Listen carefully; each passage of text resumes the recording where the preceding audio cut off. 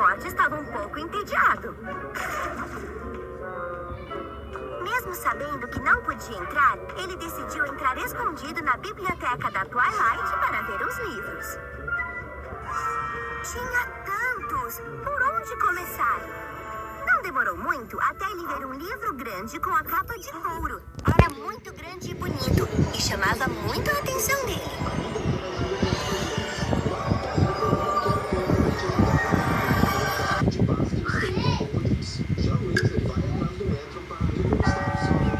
O que foi isso? Um alarme da biblioteca! Scott está mexendo nos livros e ele não pode. Isso não vai ter um final feliz. Temos que chegar lá antes que seja tarde demais.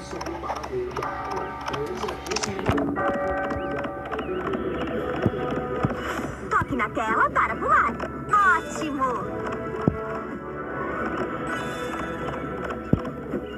Estamos com muita pressa. Tente evitar obstáculos e buracos.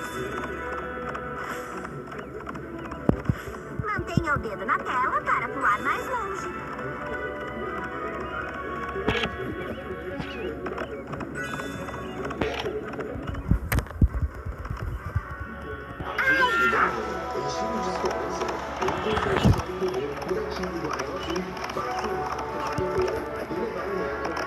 É isso aí. Toque 2 vezes para dar um pulo duplo.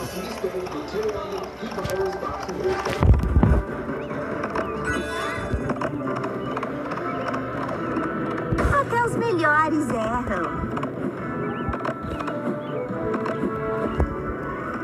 Isso aí.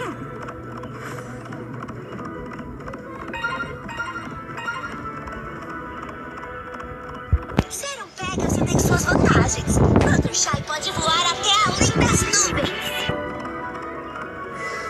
Deslize o dedo na tela para cima e para baixo para guiar a Fluttershy enquanto ela voa.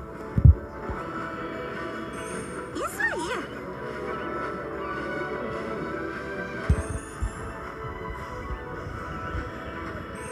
É isso aí.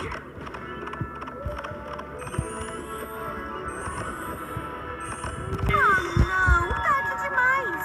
De todos, esse é o pior livro que Scott podia